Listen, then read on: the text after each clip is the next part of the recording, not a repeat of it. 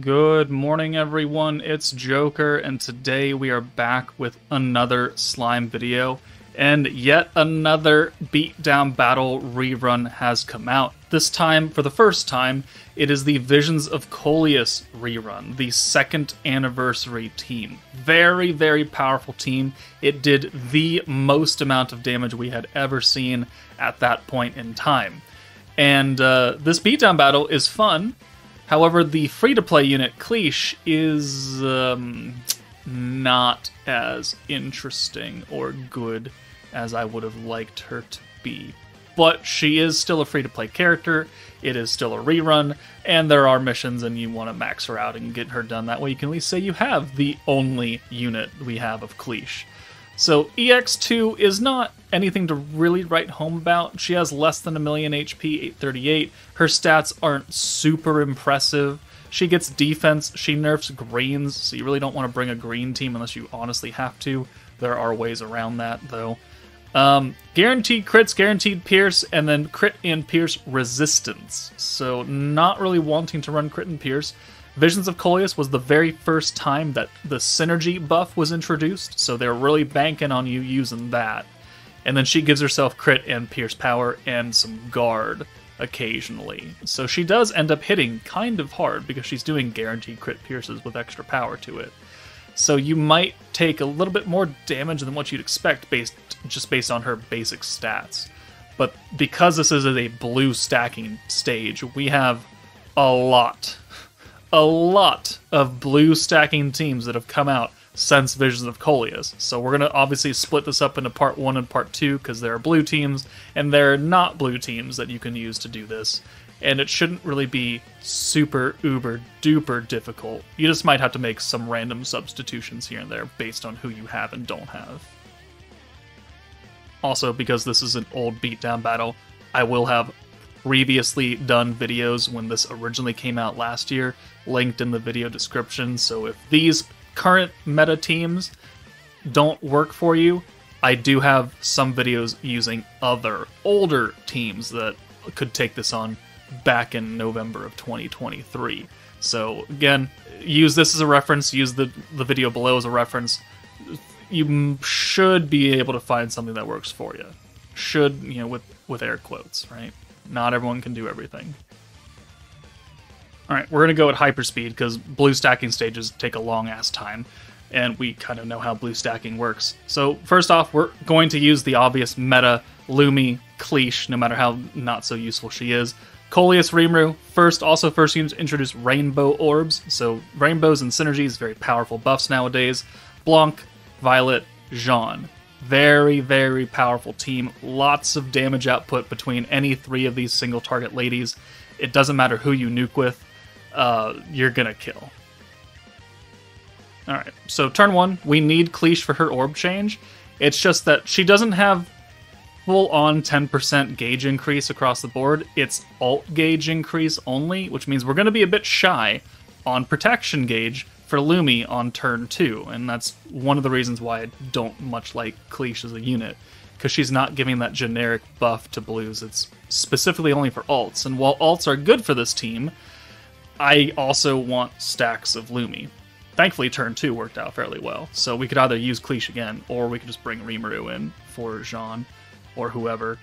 But we're going to actually turn them to rainbows early, and just rush some alt gauge here for Jean, who's the primary quote-unquote nuker. She does have type advantage, she is single target, she does have a small personal buff attached to her other skills. That's what makes her a true DPS character. But also she's got support, 100% alt damage, another EX 70% alt damage for Primal Demons, of which Jean, Blanc, and Violet are. And then she also has space resistance down, which helps her and Violet. Not so much Blanc, but oh well, whatever. But now that we have her EX ult, we don't really need her up front. So we'll bring Rimuru in, we'll convert, we'll send full hands of blues, and that's what we're going to do for the next 4 turns, is send blue orbs in any way, shape, or form. And now that we have 2 alts and 2 greens right there, works out pretty well, because now we can just swap Cleesh out after we use her orb change, and from this point forward, we're going to have 3 alts at any given time, which makes orb changing really, really easy. which is why this team is still really good to this day, because it runs so very efficiently. If you get alts and you have 3 of them, you got a triple alt swapper, automatic blue orbs. And then you've got a very good orb changer in Violet who can convert most hands. This 1 green, 1 orange, not a big deal. 2 oranges, 1 green, not a big deal. It's only a deal if you have 2 greens or 3 greens. Then you have to bring in somebody else. Otherwise, it's fairly standard. And EX2 doesn't hit super duper hard. Like, even that alt, it didn't really do anything to Violet. When you go to Inferno 3, it's going to do a lot, certainly, but not now. So another orb change, another alt swap, another 6 hand of greens, and this, yeah. If you've done 1 blue stacking team, you've done every blue stacking team. There's not much variance in what you're needing to do. Just what buffs you're using and what characters they happen to be on. So turn 7, oh look, another alt swap, another orb change, another stack with Lumi. Shock surprise, 2 stacks of Lumi even. Ooh, fancy. So we'll send this, and now we have an EX alt for both Jean and Violet. Maybe Blanc? Does Blanc have one? No, she's very close. Doesn't really matter. Jean's gonna kill. And she's down to a nut tap of health anyways. So 1 more stack of Lumi, and then buff. And then we'll take Blanc out for Cleese, just so we can say that we used her buff and she contributed something. And now we'll nuke with Jean. And she's going to do a little butt ton of damage. 4.4 million damage. That was pretty good back in the day, a year ago. And now we have Mumiji doing like 30 million. Speaking of Ogre's Pride, this is technically Inferno 3, but I just wanted to show. Soe from Ogre's Pride works very, very well for this team because he is not only giving all magic allies 70% attack, which Jean and Blanc and Violet are magic, he's also giving up to 100% synergy power, as you can see right there. 100% synergy power. Normally, Jean only has 30%. So now, when we nuke with Jean, instead of bringing kind of useless Cleese, we've brought Ogre's Pride Soe, who is doing pretty much everything for this team. Orb changing, he can handle turn 1 because he changes any 2 orbs to blues. Doesn't matter if they're greens or oranges. So he works really, really, really well for this team. And we do 7.6 million in Inferno 3, which has a lot higher stats and defense than EX2, which is what technically this video is about. So if you have access to Soe, you put him on this team. He will do wonders for you. Alright, next. Continuing the demon theme, right? We got the Primal Demon team, almost 6 months later. And we've got Violet, Misery, Diablo, Earth Jean, and Space Blanc. So being physical, we are no longer super weak point, but we still have a very, very strong single target space nuker in Blanc. And even though this team is built around Pierce, and Hinata has Pierce resistance, we're going to completely overpower that, and it's not going to make a difference. The free-to-play Gobta we are bringing because turn 1, I don't want to use Diablo because he's so versatile, changing all green orbs. I don't want to make him super expensive. Gobta is physical, Gobta is free to play, and Gobta has another alt swap, which works very well, which also lowers Pierce resistance, which we are on a Pierce team. Works very well as a substitute character. You're going to have so much power coming from just Blanc, Jean, and Diablo himself. It's okay running 2 free-to-play characters with this team. You're going to do more than enough damage.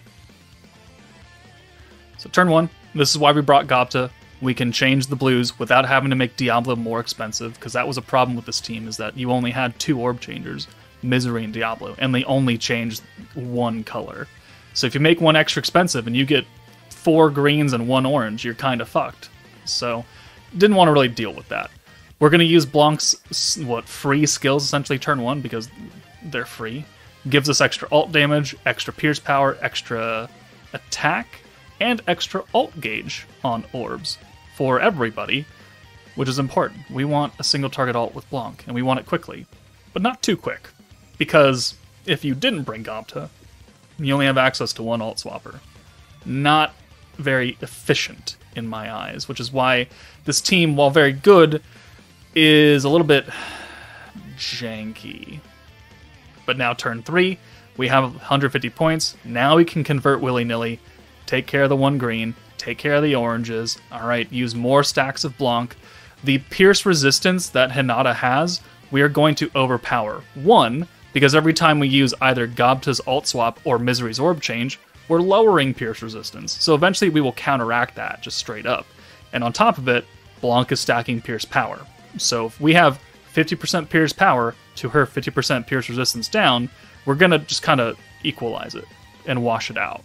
But we're going to have a lot more than that, because we're also equalizing with our own Pierce resistance debuffs. And then on top of that, we're getting Pierce power with Blanc. And because we have Jean, who's going to reset our stacking skills on the nuke turn, we can get a literal fuck ton of Pierce power for Blanc. So it's not a big deal that you're running a physical Pierce team on a magic not Pierce stage in this specific aspect. But here, though, here's my problem with this team. You have one orange and one green. You don't have a generic swapper.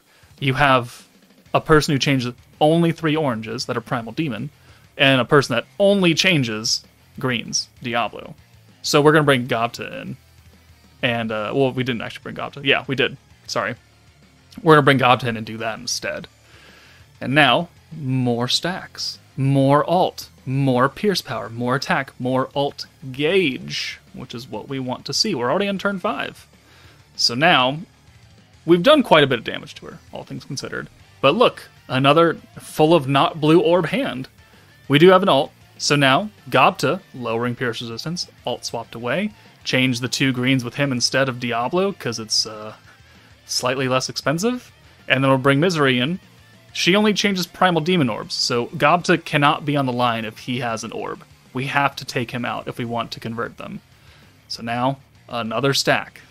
More and more stacks of Pierce and attack is exactly what we ordered.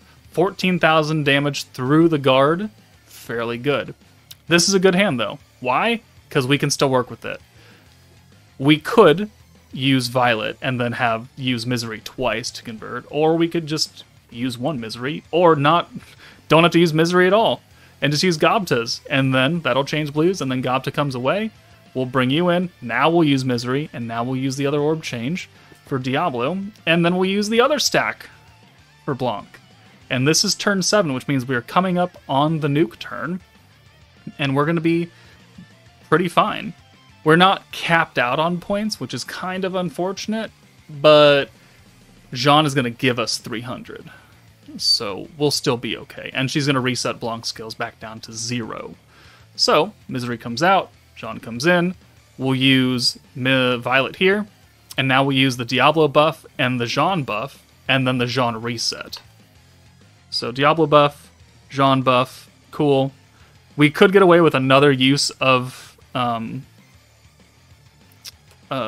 Blanc's skill before we reset because we have the points, and now we just do this over and over again. In this setting, at this point, it's better to stack the first skill over and over and over and over again, and then whatever you have left over, you use for the second, because the second is only stacking attack, and you've already got a lot of that from Violet. The first skill is double stacking alt and pierce power. So what I did here, where I evened it out, not really the greatest thing you need to do, but we have so much power anyway. Yeah, we did 6.3 million there. Going through the pierce, going with not super weak point because we're physical, doesn't matter. A lot of power. A lot more than what the Visions of Coleus team did, even. But there's Primal Demons for you. Let's move on. Alright, next up is the Commander team. Another physical team. This time, not space really at all, except Glenda. We're not really nuking with Glenda, though. Another synergy-focused team, though. Physical buffs and synergy. So weakness strike, we're not really getting here from Renard. The alt resistance down, we are, though. Free-to-play Water Rimuru, because we need a better green converter than Hinata, because she's not giving gauge, she's giving us the multi-hit ability. And then Shizu will take care of any oranges. Glenda's got the alt swap and the synergy rate. Diablo will be our primary nuker with his synergy power and attack buff, and then Hinata can be our sub-DPS converter and other kind of support buffing character.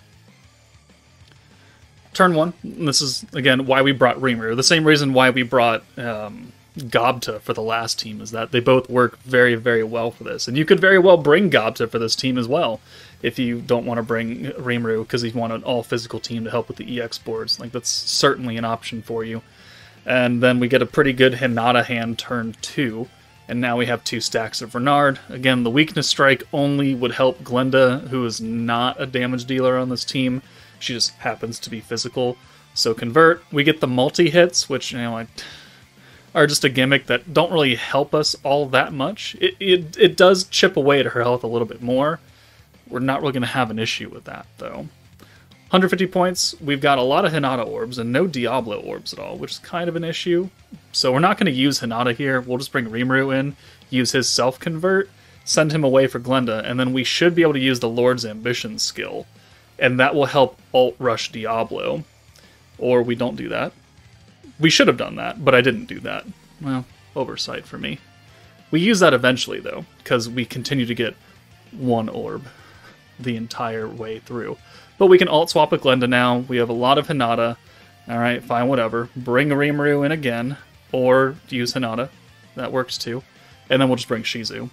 It's really up to you what you want to do here, but now we use the Lord's Ambition, which gives us an alt, gives us the ability to nullify any debuffs that an enemy would put on.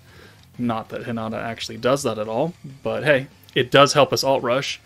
And on the side, Diablo passively lowers weakness resistance, which again doesn't really matter for us. So, oh well.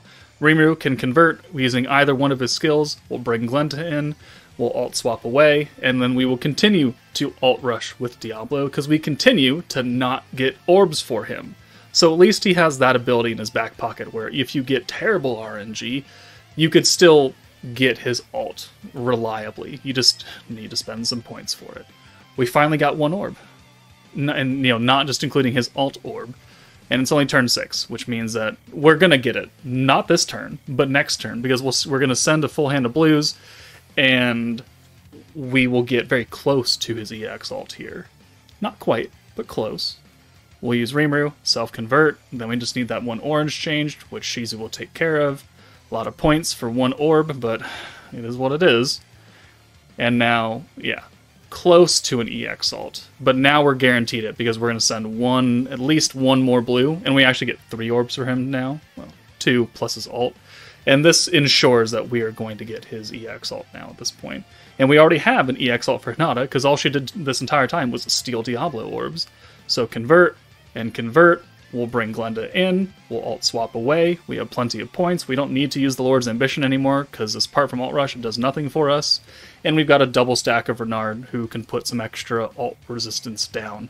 So we haven't actually done a lot of damage to Hinata, compared it to Visions of Coleus' team, where she was almost dead by the time we got here.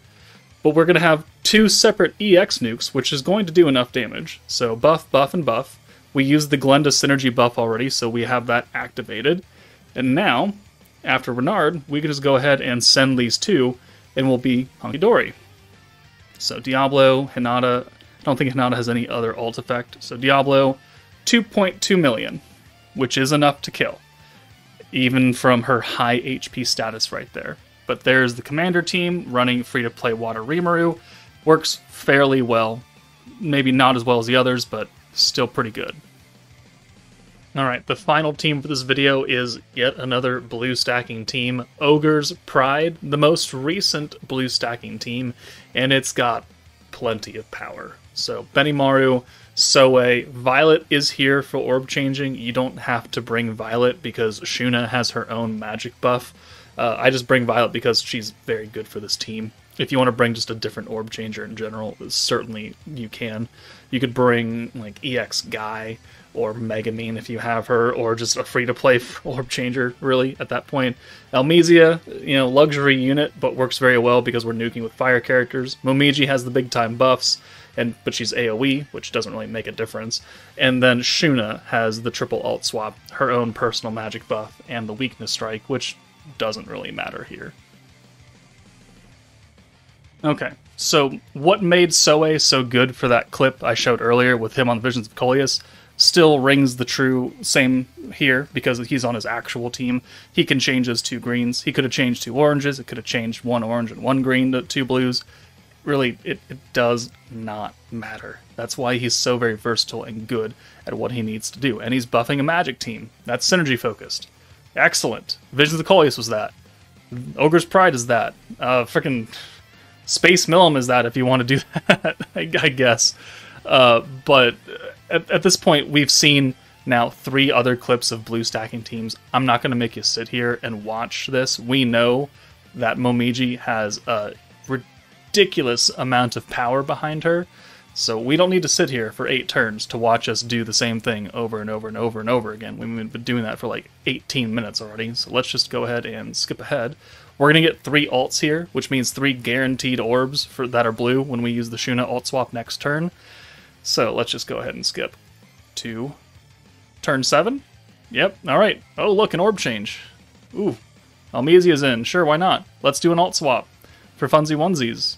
Why? Well, because we need it. Blue orbs, send them. We now have an EX alt for both Momiji and Shuna. Doesn't really matter who you nuke with. Like, you could literally choose between them and it does not matter. We're going to use Momiji just because she is the power, and the magic buff we can still get from Violet, which is half the reason why we brought her. So we'll use the Almesia buff, we'll bring Violet in, use her magic buff, slightly smaller buff than Shuna, but it's for everybody and not just Shuna. And then the 2 Momiji buffs, guaranteed Pierce, guaranteed Synergy, Synergy down, the 70% fire attack buff, and now we'll use the Benimaru buffs, which gives us 100% Pierce power, more ult damage, and we've already used Soe at max power, and Momiji does 5.4 million damage, which is, again, more than enough to kill this stage. So there we go. There are 4 teams that you can use that are blue focused that can clear EX2 of the Visions of Coleus Beatdown Battle. If you have any other teams that you found that can clear this, please let me know in the comments. There will be a part 2 tomorrow with other green-focused teams that can do this, that came out after Visions of Coleus. But that's it for me, guys. Take it easy, and I will see you all later.